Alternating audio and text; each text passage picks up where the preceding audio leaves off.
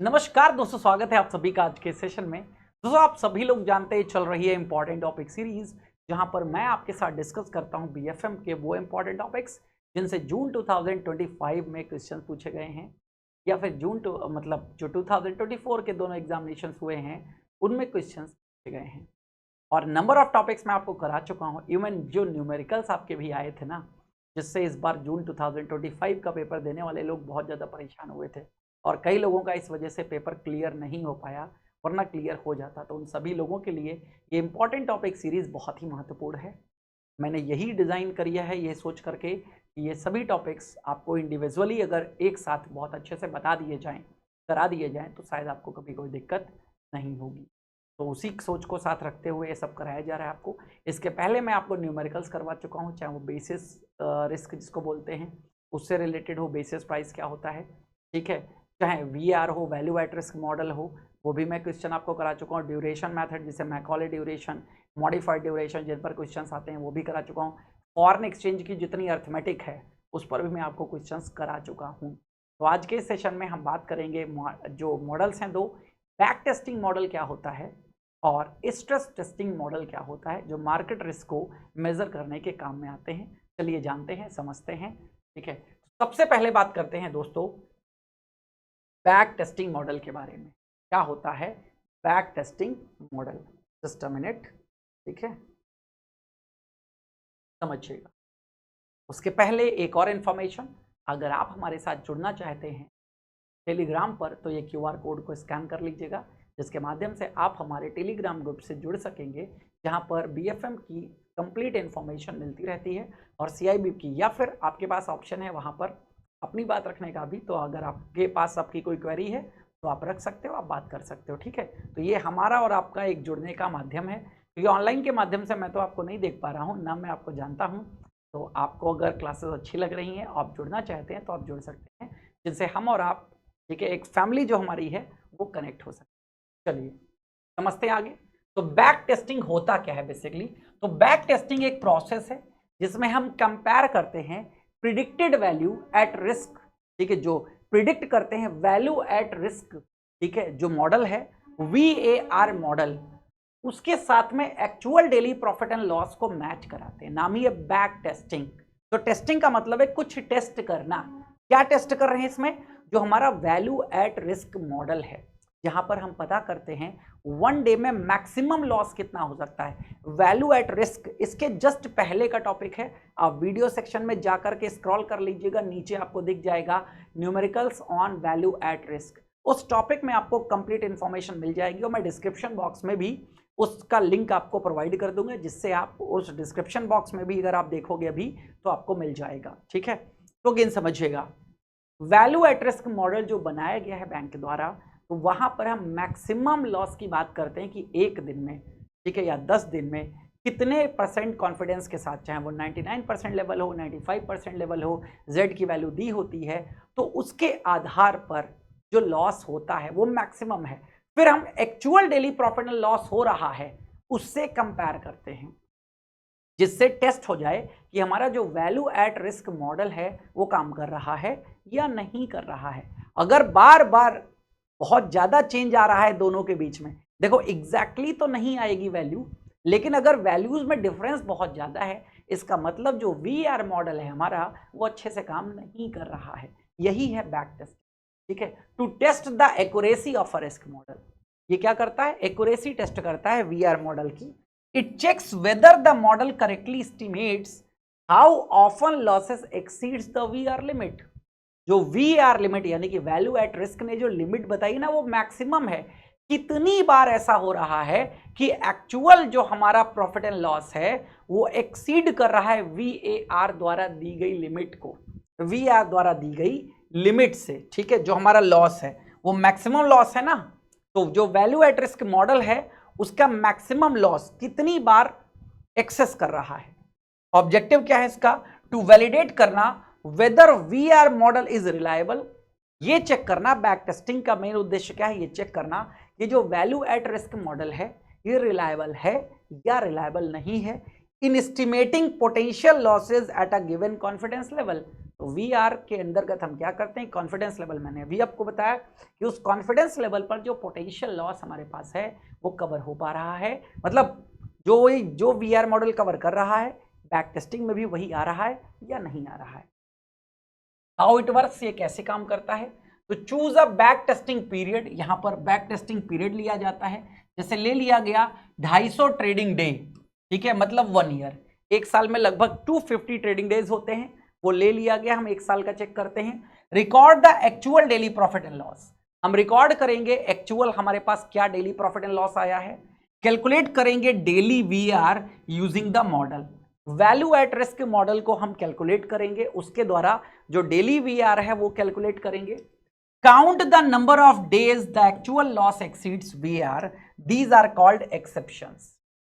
हम काउंट करेंगे number of days, ठीक है, then actual loss exceeds, VR के द्वारा जो लॉस बताया गया है वो कितने दिन एक्चुअल में क्रॉस होता है, ठीक है, इसको हम क्या कहते हैं, एक्सेप्शन कहते हैं, अपवाद, ठीक है। Confidence level 99%, expected to exceed VR only 1% of the time, यानी कि कॉन्फिडेंस लेवल 99% पे जो काम किया गया है वो ये एक्सपेक्ट करते हैं कि वो एक्सीड होगा VR से सिर्फ कितना, 1% ऑफ टाइम, 1% ऑफ टाइम, समझ गए मेरी बात। 1% ऑफ टाइम मतलब अगर 250 ट्रेडिंग डे की बात कर रहे हैं, 250 ट्रेडिंग डे के बारे में डिस्कशन किया है, तो 250 ट्रेडिंग डे का 1% यानी कि 2.5 डेज, ठीक है।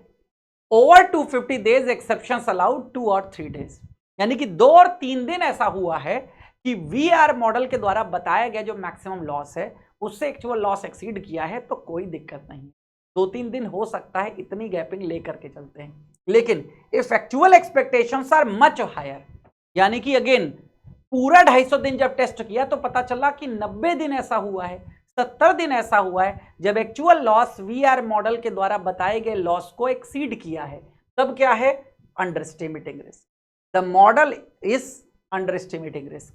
इसका मतलब वो जो VR मॉडल है वो रिस्क को अंडर एस्टिमेट कर रहा है, यानी कि रिस्क को सही से चेक नहीं कर रहा है, ध्यान रखिएगा, ठीक है। इंपॉर्टेंट क्यों है, ensures the VR model is not giving false confidence.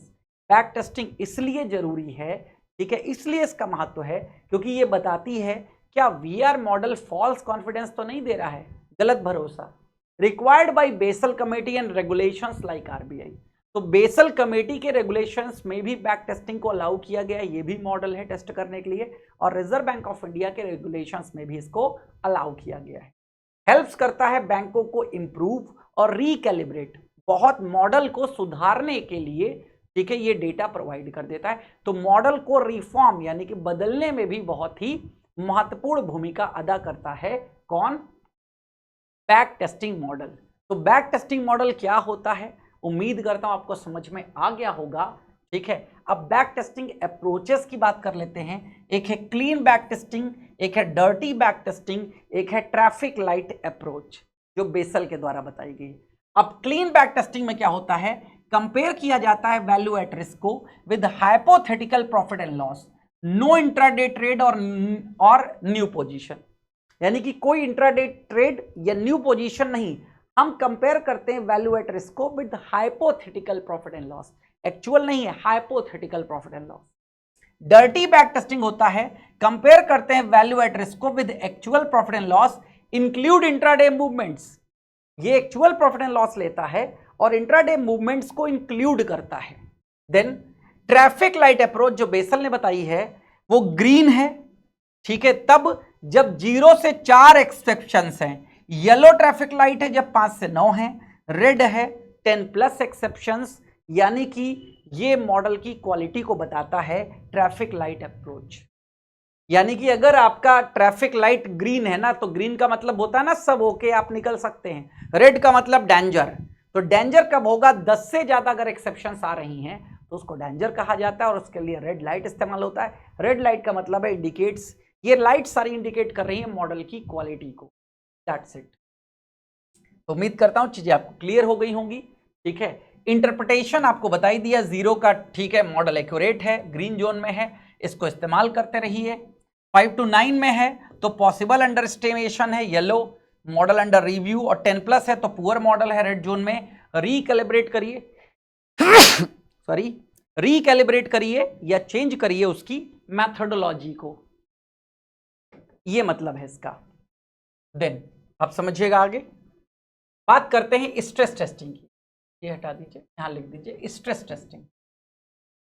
Stress testing, देखो स्ट्रेस का मतलब क्या है, जब बहुत ही ज्यादा ऐसी सिचुएशन हो जो एकदम अलग हो, असहनीय हो, जैसे कोरोना जैसी सिचुएशन आ जाए, वार हो जाए, ठीक है, कहीं भूकंप आ जाए, फ्लड आ जाए, यानी कि ऐसी सिचुएशन जो, ठीक है, मतलब आपने सोची ना हो, एक्सपेक्ट ना करी हो, तब स्ट्रेस में आ जाते हैं। स्ट्रेस टेस्टिंग ये रिस्क मैनेजमेंट टेक्निक है जिसका इस्तेमाल किया जाता है बैंक्स की फाइनेंशियल स्टेबिलिटी को चेक करने के लिए under extreme but plausible adverse market condition. मतलब एक्सट्रीम कंडीशन क्या हो सकती है, बुरे से बुरा क्या हो सकता है, अगर ऐसा हुआ, ठीक है, समझ गए कि नहीं, जैसे एक घर बनवा रहे हो ना, तो बुरे से बुरा क्या हो सकता है, भूकंप आ जाएगा तो ये घर गिरेगा कि नहीं, तो भूकंप रोधी निर्माण, बाढ़ आएगी तो घर बहेगा तो नहीं, इतना मजबूत बनाया कि नहीं बनाया है, समझ गए मेरी बात कि नहीं, ठीक है, नदी के किनारे है, कोई आसपास सेफ्टी है कि नहीं जो पानी को रोक लेगा या कुछ करेगा, लाइक है। तो स्ट्रेस की सिचुएशन जब भी होगी, यानी कि जो नॉर्मल सिचुएशन में नहीं रहती है, ठीक है, अनएक्सपेक्टेड सिचुएशन जो होती हैं, उसके लिए आप क्या करते हो, बैंक की स्टेबिलिटी को चेक करते हो। If assess how much a loss a bank or its portfolio could suffer due to exceptional stress event like a market crash, बाजार क्रैश हो गया, ठीक है, जैसे 2008 में हुआ था, ठीक है, इंटरेस्ट रेट स्पाइक और करेंसी डिवैल्यूएशन, ब्याज दरें बहुत ज्यादा बढ़ गई और करेंसी डिवैल्यूएट कर गई, जैसे इस समय कर रही है। $1 लगभग 89 रुपीज के आसपास पहुंच गया था, अभी 88 पॉइंट समथिंग पे पहुंच गया था। तो ये अब तक का सबसे रिकॉर्ड उच्चतम, क्योंकि अगेन जैसे ही अमेरिका ने टैरिफ अनाउंस किया, टैरिफ अनाउंस होने की वजह से ऐसा हुआ था, क्योंकि टैरिफ जितना ज्यादा लगाओगे पता इकोनॉमी डाउनफॉल में जाएगी, क्योंकि हमारा जो सबसे बड़ा एक्सपोर्टर है या सबसे ज्यादा अमाउंट का व्यापार हम जिस देश के साथ करते हैं वो है USA.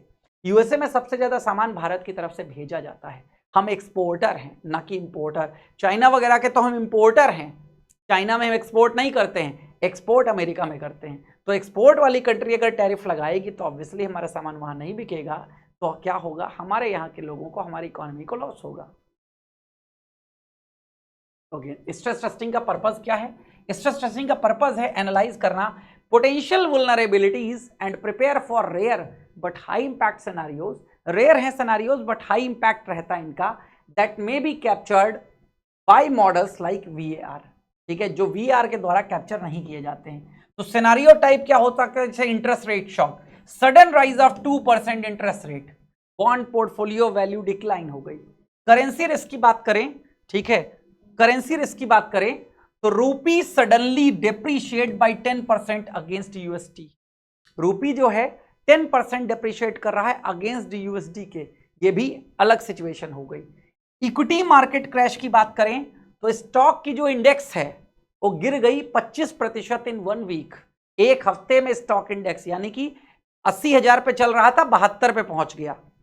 Credit crisis, major default by large corporate borrower, Nirav Modi जैसे बोरोवर डिफॉल्ट कर जाएं, affecting market sentiment. Liquidity freeze, no buyers for asset, liquidity freeze हो गई, कोई बायर है ही नहीं एसेट्स का, आप बेचना चाहते हो कोई खरीदने वाला नहीं है, इवन एट डिस्काउंटेड प्राइसेस, सस्ते में बेचना चाहते हो तब भी कोई लेने वाला नहीं है। तो ये एग्जांपल्स हैं स्ट्रेस सिनेरियो के, इसी में मैच करना, ठीक है, ये स्ट्रेस टेस्टिंग कहलाता है। 3 टाइप होते हैं, sensitivity analysis, scenario analysis, reverse stress testing. Sensitivity analysis में हम मार्केट देखते हैं, market impact of small changes in a single risk factor, जैसे 1% हाइक, सिंगल रिस्क फैक्टर को लेकर के हम इसके इंपैक्ट को देखते हैं कि क्या इंपैक्ट पड़ेगा। सिनेरियो एनालिसिस में हम हाइपोथेटिकल यानी कि मनगढ़ंत बनाए हुए और हिस्टोरिकल यानी कि पूर्व हिस्ट्री, अब पूर्व में हमारे कोरोना भी हो गया, 2008 की क्राइसिस हो गई, उनसे बनाते हैं, जैसे 2008 की क्राइसिस, कोविड क्रैश आपके सामने एग्जांपल में भी है।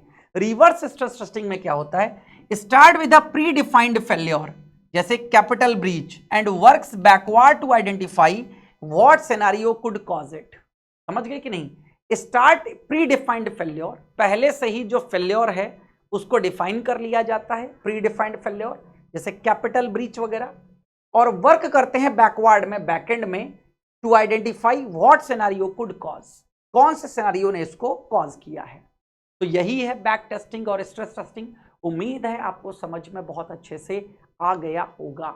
कहीं भी कोई डाउट हो तो मुझे कमेंट सेक्शन में जरूर बताइएगा। अब आपके लिए इंफॉर्मेशन दोस्तों, CIB का महापैक लॉन्च कर दिया गया आप लोगों के लिए, जिसमें सारे सब्जेक्ट्स आपके कवर होते हैं। 9+ सब्जेक्ट्स रहते हैं, 15+ फाउंडेशन MCQ बैचेस हैं, 2000+ लाइव क्लासेस हैं, 500+ मॉक क्विजेस हैं, 200+ क्लास नोट्स हैं, 24/7 डाउट सपोर्ट है। 2 साल के लिए इसका प्राइस है 6,999 का, 1 ईयर के लिए इसका प्राइस है 4,999 का, और 6 मंथ के लिए इसका प्राइस है 3,999 का। आप pw.live में जाकर के परचेज कर सकते हैं। CIB का फाउंडेशन बैच भी आप लोगों के लिए चल रहा है दिसंबर 2025 के एग्जामिनेशन के लिए, 2499 प्राइस रखा गया है। ये CIB फाउंडेशन बैच 1 है, जहां पर आपको क्लासेस लगभग कंप्लीट होते हुए मिलेंगी।